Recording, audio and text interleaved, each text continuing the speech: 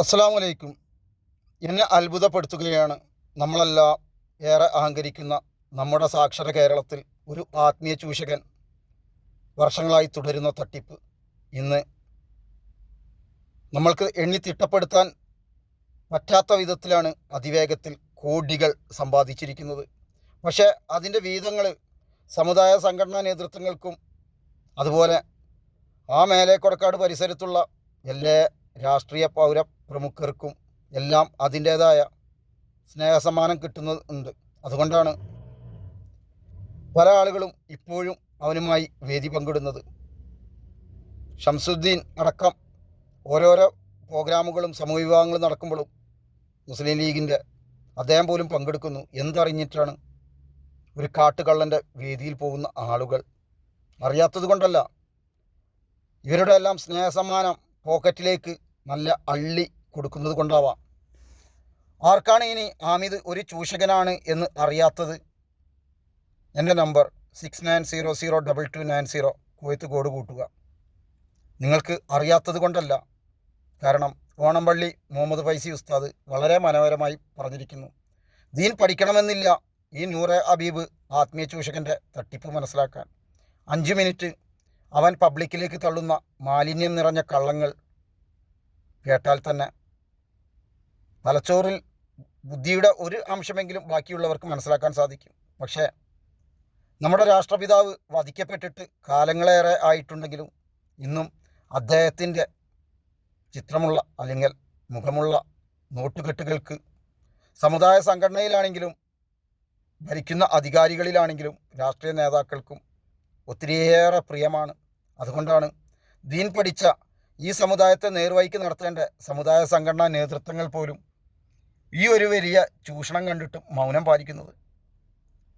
മറ്റുള്ളവർ പറഞ്ഞതുകൊണ്ട് ഒരാളും ഈ ചൂഷകനെ കുറ്റപ്പെടുത്തണ്ട. അവൻ പറഞ്ഞ ഒരുപാട് വാക്കുകൾ. നൂറെ ഹബീബ് ഒരു ട്രസ്റ്റാണ്, വർഷം വർഷം ഓഡിറ്റിംഗ് നടത്തുന്നുണ്ടോ? വ്യാജ ആൾമാറാട്ടമാണ്. തെളിവുകൾ ഇല്ലാത്തവർക്ക് തെളിവ് അങ്ങോട്ട് നൽകാം. പിന്നെ പരിശുദ്ധ ദീനിലോ അല്ലെങ്കിൽ ഇനി മതമില്ലാതെ തന്നെ നമ്മുടെ കൈകൾ ശുദ്ധമാണെങ്കിൽ നാം എന്തിനു ഭയക്കണം? നാം എന്തിന് കൈക്കൂലി കൊടുക്കണം? ഒരാൾക്കും ഒന്നുമല്ല കൈക്കൂലി കൊടുത്തിരിക്കുന്നത്. ഈ ആത്മീയ ചൂഷകനെ വിമർശിച്ച ഒരുപാട് ആളുകൾക്കാണ് ഈ ചൂഷകൻ കൈക്കൂലി കൊടുത്തിരിക്കുന്നത്.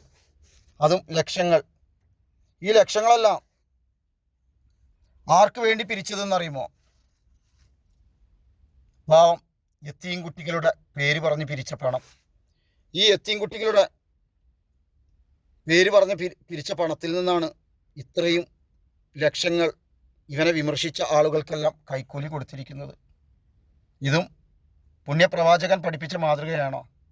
അല്ല എന്ന് ഒരു മടിയും കൂടാതെ പറയാൻ സാധിക്കും. പക്ഷേ എല്ലാവരും മൗനം.